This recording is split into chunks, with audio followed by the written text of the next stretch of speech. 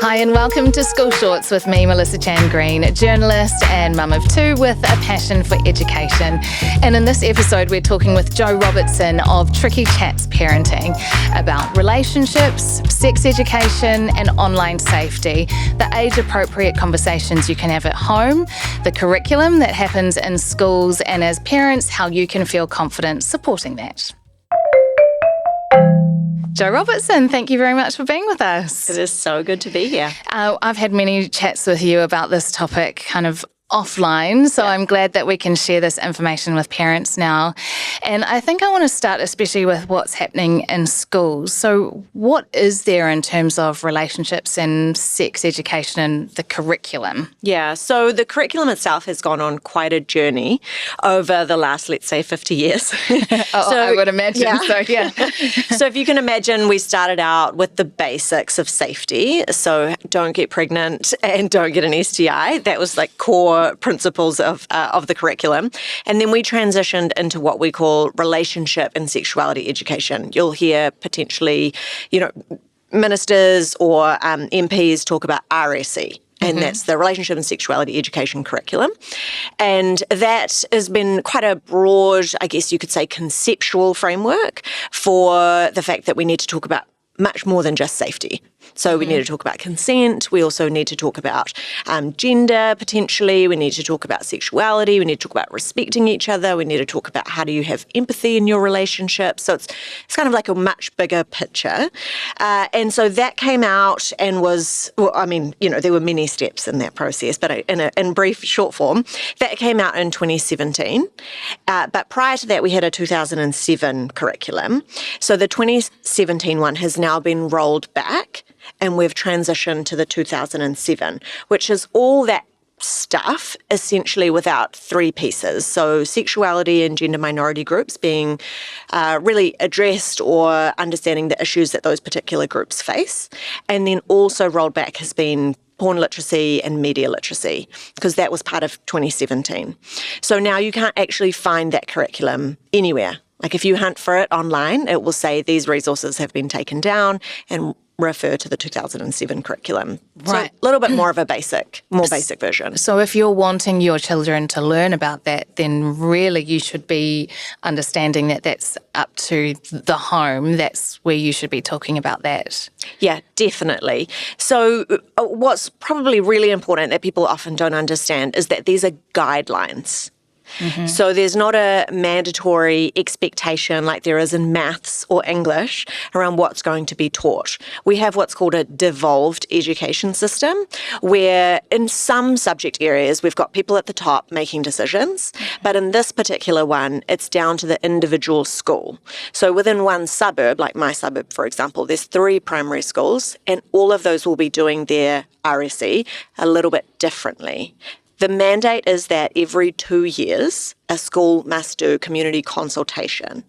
So they must engage with their school community, find out how they want health, relationship education, sex education to be taught, and act accordingly. Right. Okay. So you can give your feedback to the school every couple of years. What if you are interested to know, what is being taught at my school or what isn't being taught at my school? What would you recommend to parents in terms of finding out that information? Well, first off, give your feedback whenever you want. So you don't have to wait for a consultation. I'm a big fan of engaging directly with, sharing my thoughts and feelings about what's happening. Partly that's because I've got expertise in the space. But the school is there to serve its community, and we're there to support it, of course. So it's a dyadic relationship. We go back and forth. But I, before enrolling, talk directly to the principal. Hey, what are you going to say to my kids? I've got 3 boys, and it's really important to me what's being communicated. I would never remove them from any class that's happening at school, but I want to know what's going to exist within that class so that I can complement it or critique it at home. Yeah. There will be such a spectrum of what parents are comfortable with their children learning and at different ages as well. Isn't it quite hard for schools to navigate that and keep everybody happy? so hard. Yeah. And I would argue that they are terrified. Yeah, right. Like they are really afraid of damaging the relationship with parents. What I find hard about that is that it feels like parents' feelings trump children's needs. So the fear of hurting the parents' feelings or making them concerned often takes precedence over what we know is happening for children and young people. That feels kind of wrong to me, but I understand it, particularly if you live in a really diverse neighbourhood where you've got lots of variation of people groups or cultural groups. So we have suburbs that are quite monocultural in that most people look and feel a little bit the same.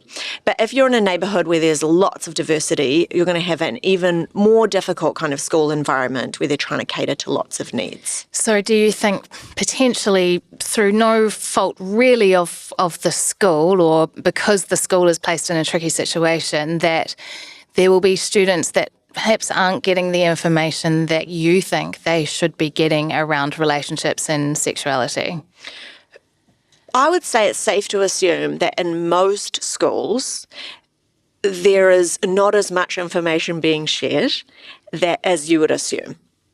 So there are gaps everywhere. And I am really, I want to be careful not to make that about teachers or schools doing the wrong thing. Yeah. Because there's not a lot of training as well. So there's some guidelines, but without clear mandates and really clear instruction, but also really good training, we're kind of throwing a lot of teachers or schools into like a swimming pool of chaos and going, teach everyone how to swim. Because what training is crucial for teachers to understand how to deliver this information? Like, what are some of the things that you would say to a teacher, hey, this is something really important to consider? Well, I mean, depends on the age group you're talking about, but if we go way back to year 0 and year 1, in an ideal world, that's where consent education starts. So touching, looking after your own body and looking after other people's bodies. The police run a program called Keeping Ourselves Safe, and that's a whole bunch of resources that maybe the community police officer will come in and do in the classroom, but otherwise the teacher will do that. That is really lacking in updates in terms of it's pretty outdated, and anonymously people in the police force have reported that back to me as well. And having sat in some of the workshops, there's even language that I would suggest is problematic within the resource. So that is there and available. Whether a school decides to pick it up and how they decide to implement it, again, is totally unique to them. But that's really where we want to start, is that consent, bodily autonomy, respecting each other. What do you do when you're experiencing harm? Like, who do you talk to about that? There's the old school kind of concept of stranger danger, and whilst I've got some issues with that, it's still important for a kid to know, like, okay, so if someone does come up to me on the street, what should I do? Where should I go? So that's what we want to do early on. I have spoken with Constable Brian Ward on the podcast, and it was one of the points he made, that actually they're not really teaching stranger danger as such anymore, because, they're saying that it's not necessarily the typical thing you think of when you think stranger danger that is actually of most danger to children. And we'll talk about online harm a little later on, but you could argue that that's far more dangerous in terms of what children need to be mindful of these days, right? Compared to absolutely. the 80s or, when I was growing up. Yeah, so just to put that in stats, because sometimes that's helpful for people to get a picture. So in terms of a stranger, like taking your child and doing harm to them, that's 0.032 per 100,000 of children. So unlikely. Like, just off the charts unlikely, as opposed to online grooming, which 1 in 5 will experience at least the beginnings of an adult trying to build a relationship with them online. 1 in 5. Yeah. So when we think of consent education for our young ones, that's what we also need to be talking about. Yeah. Like, who do you give information to about yourself, and what are the red flags of a relationship online? Given that we know our 5, 6, 7-year-olds are already gaming, and that's where a lot of this would start to occur. So I do heaps of education with parents. Every week. I was in a school last night. I'll be in a school in 2 days. And I think like just still so confused about what to say when and which are the most important messages. Yeah. So schools have a big role in that. So, okay, I'm going to remember to ask you about what we should be talking about in terms of online safety, but can we just go back to kind of the more traditional chats that you might think about when you think relationships and sexuality? At what age or when is it age appropriate to start talking about sex with kids? And I guess there's different things within that, but that's the one I think a lot of parents go, where do I even start? Yeah. What would you suggest? So people mean different things when they say, how do we talk about sex? So some people are like, seeds and eggs, like when do we start talking about that? Which is what I call reproduction. Sex education is different, and most people are thinking, how do I explain intercourse? So 2 different conversations, and you've got then as well 2 different types of kids. So I put them into personality categories of lighthouses and lamps. Your lighthouses come out of the womb asking questions. Yes. Often a firstborn, they literally emerge into the world going, what? Why? How did I get here? Yeah. So with those children, you can probably take quite an organic approach in that they'll tell you when they're ready for information. And should you be honest? I think that you should do what you feel comfortable with them sharing with their best friend. Right. Good way to think about it. Yes, because they will. Because they will, yes. So sometimes that's not about your personal comfort talking about a subject, but more, this is probably not appropriate for your group of friends. So I would say to my kids, who have all had conversations much earlier than some of their friends or their, wider peers, I would say, hey, this is really like great information, but it's just for you. Right. Every parent really wants to talk about this with their own kid. And so we want to respect them by not sharing this with everyone. Now, they probably still will, which means that you need to tell your child's best friend's parent, hey, just so you know, we've had this conversation. These are different things I said, in case it turns up in your living room as well. Yeah, right. So you can't prioritize everyone else's family, but you can be respectful in the process. Consent. What are some of the phrases or the conversations you can have around that, particularly from really young, and then compared to maybe talking to a teenager as well, if we can look at the 2 age groups and the difference you might talk about around consent? Yes. So we used to say good touch, bad touch. I don't know if you grew up in good touch, bad touch territory. No. Or maybe just it never got talked about. No, yeah. But people used to talk about good touch and bad touch. People in the sexual harm field, and I did sexual trauma work with children for 7 years and teenagers, we know that most non-consensual sexual experiences start with confusing touch. So most sexual harm doesn't start with an adult or a peer touching their genitals. That's like a little bit further down the track. It usually starts with a pat on the stomach, a hand on the thigh, a hand on the back, a gift, affirming words. It usually starts with these confusing moments that a kid usually, or a teenager, feels is a bit icky. So that's the conversation you want to have is not just like, here's touch that's fun and playful and fine. Here's touch that is really unsafe, like someone touching your genitals without you saying it's okay.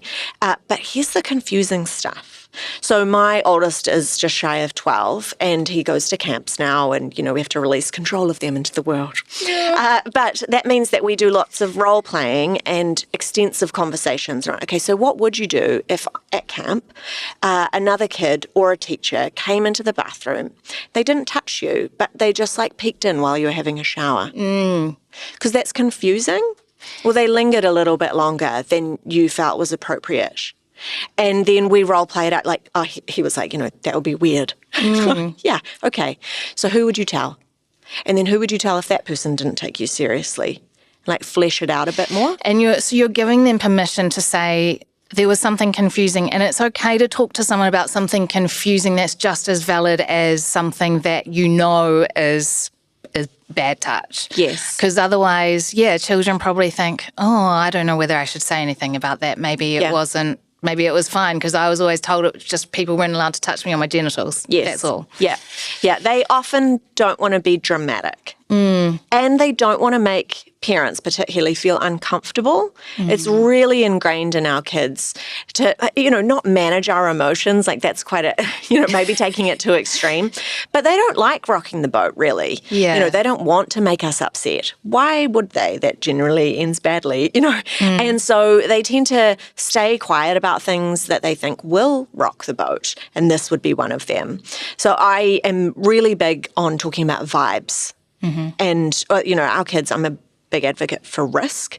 So they go to the park by themselves with their siblings, or they go across to the school and they play by themselves. They might not come home till 5:30 after school, like all about that. But be checking on the vibe you're getting when other people are around. And if at any point you actually just feel a bit weird, even if they've done nothing strange, just come home. Yeah. And then my middle boy was like, do you mean teenagers? Yeah, teenagers give off a real funny vibe. Yeah, I was like, a little bit then. Well, let's talk teenagers and consent. So they kind of have a better idea at that point, right? How do you speak to them about consent within relationships and, those kind of more mature conversations about consent at that age? Yes. So you need to be much more explicit. And I think where it goes wrong is where parents or teachers potentially give quite vague messages. So, you need to get consent from someone before you do something. And that's kind of the extent of it, or they just say that thing one time and the teenager will probably forget that conversation ever happened. But it's, what does consent look like? And how would you ask for it? So what are the kinds of questions that you could ask? And what is that person's body telling us? If they just lay there, that's not consent. If they don't say anything, that's not consent. And they need to speak words, we think, in terms of affirmative consent. So somebody actually saying out loud that they want something, that they're comfortable, that it feels good, that they want to continue. But also the law. So somebody can't be drunk and give consent. There are certain sexual practices that no one can legally consent to, like choking/strangulation. We've got a significant issue at the moment with teenagers practicing sexual strangulation in sex based on what they've seen online, thinking that that's a completely legal thing to do because if someone said that it's okay, I can do it. No, you cannot. When you say we've got a problem with that, are you saying that there is evidence that that is happening amongst a few teenagers, or are you saying that this is something that is... It's widespread. Yeah. Really? So we don't have data in New Zealand. We tend to not do great research on youth experience. But what we know from international data in comparative countries is that this is a significant issue. We've got high rates of young people trying this and thinking that as long as someone doesn't die, it's okay. That's horrifying. Yeah. And it's significantly harmful. So once someone has been choked/strangled, I'm being intentional by using the word strangled alongside it. Once that's happened more than 5 times, there's a much greater risk of having dementia earlier, of experiencing actual mental illness as a result. It has an impact on that person's body, whether it's fatal or not. So we have vague conversations with our young people, and we don't tend to have explicit ones. At what point, I'm just going to bring it back to the younger crowd again, because that's the zone that I'm in. Yeah. How do you explain, I've spoken to my children about your private parts are for you and they're for you to say who can touch and that. But how do you explain why? Or, don't go around kind of, I don't know, wanging your penis around at school or something. Wanging. You wang a penis, don't you? Just kind of, very well to do that around the lounge, but not at school. Absolutely. How do you talk about your private parts and why they're private? Yes.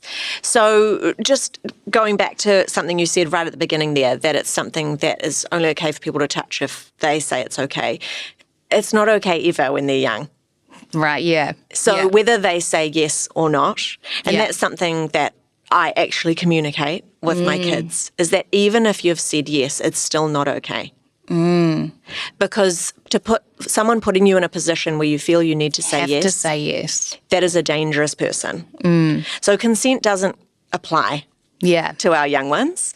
So, you say something like, it's never okay for anyone else to touch your penis, your vulva, your bottom, I would argue your mouth, or any part of your body without you saying it's all right. And you've used the correct terms there. Yes. I hear that that's so important. Can you just explain why it's important?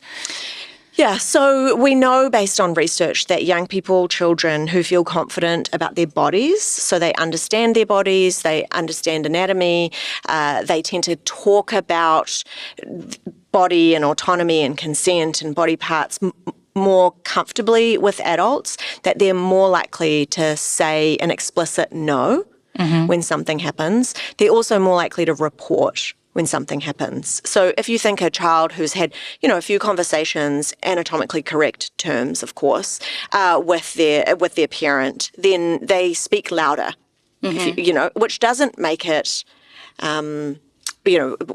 one other child is not more of, didn't comply just because they didn't speak loudly. So I want to be really careful there. Yeah. That all children are surviving that situation.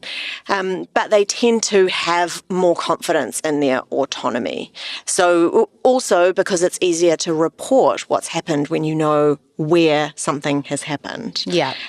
I do have a little bit of a pet infuriation about us calling vulvas vaginas. Makes me a little bit crazy. Okay. Okay. I know. I know it's a really hard cultural shift to make. Yeah. But the vagina, you can't see that. That's internal. That's the internal cavity. Nobody sees that. Are they teaching this stuff in school? No. It's really annoying for me. Right. Yeah, so the vulva is the part that we see. Right. Also, the research shows that when kids know their anatomy and they use correct terminology, they actually have better sex lives. Because they can identify what feels good and what doesn't more quickly. Now, people don't tend to want to imagine their kids having great sex lives, but this is a reality. One day it's going to happen. Yes. Yeah. And I think I interrupted there, but just to talk about, how you have that conversation to say why your genitals are private. Yeah. So I tend to keep it in kind of ways that they might understand. So I say, those are really sensitive areas and they can easily be hurt. Yeah, good. So the skin is actually really sensitive, and also we want to keep them clean. So, with our young ones, we can just use the basics. Yeah. We can just use that's science. true. It is actually true. Yeah. Yeah. But then I'll say something like, for lots of people, that feels really uncomfortable and they feel really sensitive, both with their body, but also with their feelings about that area being seen or being touched. So we always want to respect that. Yeah. And so you can, elaborate as much as you feel comfortable, but it's true that we do want to look after them. Let's talk about online harm. And this is probably for moving into a slightly older age group, although not that much older, because we know that there are some very young children online and in these worlds where they are interacting with other people. How do we teach that if it's not being taught in schools, or what kind of level of education do you think some schools might be giving? Some schools are doing an exceptional job. And usually that will be because there's a department leader or a teacher who's had, some external training and is feeling confident. Or it could be just a passion of theirs, and so they've looked into it a lot. And so there are some schools that are just incredible. Others haven't had that level of training, or they don't have that comfort, they don't have the confidence, so they tend to hold back a little bit. Or they might bring in external providers. I want people to understand that this is not a teenage issue. And just a stat to really ground that for us. So we've got an 1,800% increase of children 7 to 10 taking sexual photos and videos of themselves. 7 to 10-year-olds. And distributing that online. 70% of the sexual images and videos of 7 to 10-year-olds on the internet now are self-generated. Wow. Yeah. And are those figures taking New Zealand into account, i.e. has specific work being done here?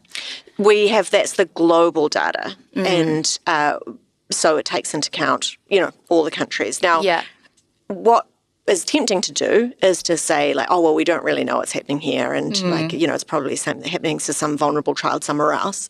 But actually, when we look at online harm statistics, where we have them in New Zealand, they are always equivalent to overseas data. And that's because the phones are the same and the websites are the same and the games are the same and the data plans are the same. So it's not as though a child who's 10 in Auckland is any different actually to the child who's 10 in Australia or America anymore. They have different cultural norms, but not around online. The online norms are all the same. So that's what we know is happening across the world and definitely as a result in our country as well. So I used to do teen parent education and talking to parents of teenagers around online safety, and I just got quite annoyed with that, to be honest, because it was reactive. And I want to do preventative work. None of those images, none of those videos of those 7 to 10-year-olds ever needed to exist. There was no abuser in the room. But there may well have been afterwards. But there was online. So the people who assess these videos, they talk about being able to hear parents down the hall cooking dinner while they're seeing the exploitation of a child happening through a device. And those kids also didn't make those videos or photos in the lounge. Like, they don't do that at the kitchen bench. They don't do that at the dining table. So they've got internet-enabled devices with cameras in bedrooms and bathrooms. I mean, how do they even get the idea, though? Is it because there's discussions going on at school, or, they heard someone else did it, or it's just like a bit of experimentation? They met a stranger online. Wow. They just met a stranger online. Boys often through a gaming platform, girls often through social media that they're accessing, obviously very, very young. And that adult took them from a more regulated platform onto a less regulated platform where they can video chat. So they can do Marco Polos, or they can, be on Snapchat. They lie, obviously, to very young children who tend to believe adults and say, I'm not going to do anything with this video, or I just really want to see it because you're so beautiful, or whatever it is. And they're exploited into creating more images and videos, or including their peers. How do you talk to your children about this? I mean, I can see that actually just preventing them from going into the bedroom and being able to do this in the first place is one way to stop it. But what conversation would you have with your children to tell them that this kind of world and harm exists? Yes. Well, it's one of the reasons you can give for why they aren't allowed to take a phone or a laptop into a bedroom. So, hey, there's actually a lot of people online, a lot of adults, strangers, who are looking for kids and they want to hurt them. So just be honest about it. Yeah, right. Absolutely. So I will say, none of my kids are in bedrooms with devices ever. None of them have their own devices. We only have shared devices, and actually they only watch something on a TV on the wall. If there's homework, it happens at the kitchen bench, where there's always an adult available. But I'm really honest, and I just say, hey, there's freaky stuff happening online. And I'll say, using that word so it's less intense, I'll say there are some people on there and I have no trust in them, and they are looking for kids to hurt. And I don't even want that for you. So even if I trust you and the decisions you make, I don't trust the adults on there. It's also another reason to say, you can never talk to strangers on the internet. We're disabling the chat functions because the adults are not safe. If an adult is trying to contact you, we immediately know they're not safe. Because why? Why are they trying to talk to a 10-year-old? Yeah. Not for any good reason. Yeah. So I guess naturally allowing that child to be curious about that as well, or to question those kind of interactions. Can we go back to the curriculum that we were talking about and what has been rolled back? We've talked a bit about relationships and consent and sexual education, but sexuality, why would you say it's important that that is something that is included in our curriculum and the importance, I guess, of students hearing that and hearing it in a way that they can understand? Yes. So 2 reasons. One is about empathy and the other is about harm. So they're more likely, minority groups across the board, including children and young people with disabilities, are more likely to experience harm. And as a result, we need to offer them the best possible education. And just a really practical example of that is that if we focus just on pregnancy and encouraging people not to get pregnant when they're 14, we miss out a whole group of people who aren't going to have vaginal intercourse and run the risk of getting pregnant. What's the education there? We also know that because they're less likely to, for example, talk to an adult about their sexuality, they're more likely to look at porn. And then they're going to get some very, very unhealthy messages about safety and consent there. So on a practical level, we have to do the work to reduce harm for those really vulnerable young people. And then the other reason is empathy. So we've still got significant amounts of gender and sexuality-based violence, bullying, and we know that they're more likely to experience bullying online and exploitation online and in person. And so we need to develop empathy. What is it like to be different? That's a question that I pose to my kids all the time. What do you think it would be like to be different? What do you think it would be like for that kid over there who's got parents like that? And, how would they be feeling at the moment? And empathy is probably one of the most powerful skills we can give our kids. Across the board, they're going to have better relationships with their colleagues, with their friends, and with their partners and strangers in the world when they have empathy. So that would be the two core reasons. And I guess it's inclusivity at school, and so that those students feel seen at school and in a safe place too, where their peers understand as well. What do you think is crucial then that we talk about in terms of what should be discussed in a school setting and why it's important to be discussed at school and not just kind of left for students to find out somehow themselves? Yeah. And, we've got over 70% of young people in New Zealand who say that they learn how to have sex from porn. That's a lot. And that is New Zealand data of 14 to 17-year-olds. And what they're going to get there is they're going to get a lot of non-consensual, aggressive, very demeaning content. We know that based on now a decade worth of research looking at the actual content itself. So we've got to have some pretty robust chats. And hopefully, around the sexual strangulation stuff as well, we're getting that. People are getting that from listening to this. We need to talk about physical safety. We've got less and less young people using contraception. So we don't have increasing rates of teen pregnancy, but we have increasing rates now of teen termination. Why do you think that is? Why the contraception stats? Well, so we've got this over 70% learning how to have sex from porn, and condom use is only shown in 3% of videos in mainstream porn. So that's pretty powerful. I wonder as well if in the journey of incorporating more messages into our RSE curriculum, we have dropped some of the basics. That's a wondering. I don't know that for sure. But I do know that schools aren't necessarily expanding the amount of periods, hours, that they give kids in this space. So when we include something, has something else been left out? Was an assumption made that all kids know to use a condom? And they don't. I think the only thing that I remember from sex education is tampons and putting a condom on a cucumber. That's so I know that it existed way back in the 90s. But I would be interested to know from parents listening what your students are and your children are learning nowadays. Yeah. And most condoms are put on in the dark. Yes. So, I saw this. So you're saying practice is good. Practice is really important. Part of my job, which is a weird part, is that I watch teen shows.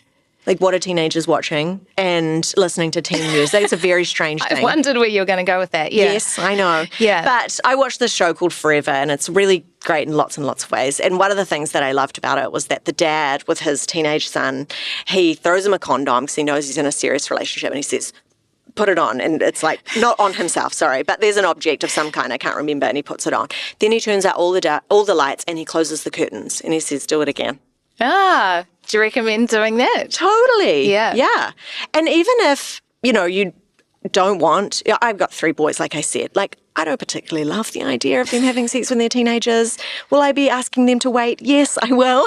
Yeah. Just because I don't want harm to come to them. But also, Yes. you've got to be a realist. The average age that a young person has sex in New Zealand is 16. And so do it as a joke even.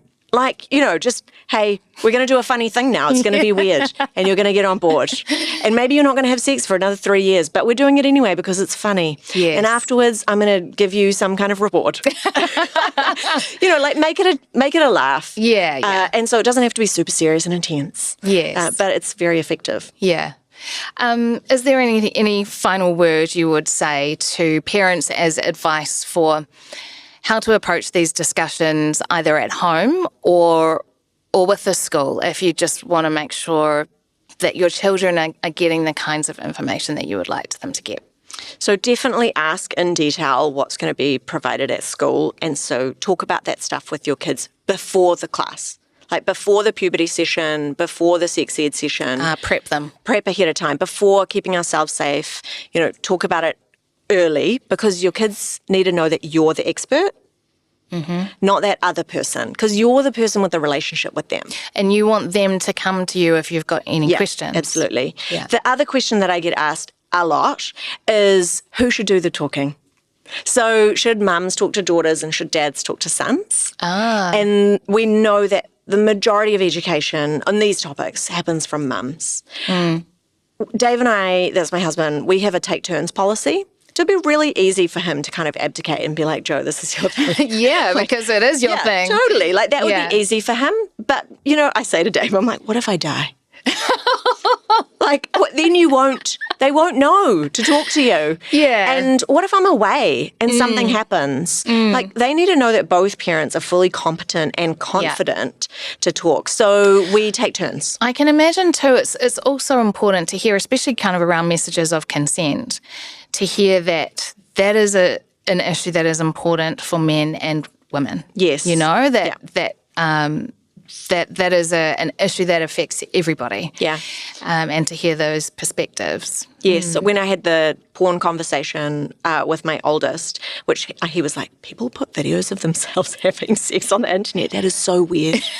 I was like, yeah, but you won't feel weird whenever you see it. Anyway, but I said, this is how it feels for me to know that women are being treated this way in most of these videos. I feel really sad about it. And I can say, this is not how most girls and women want to have sex. And so what you see isn't actually showing you what your future female partners will want. And I'm saying female partners because he's already indicated that's where his interest lies.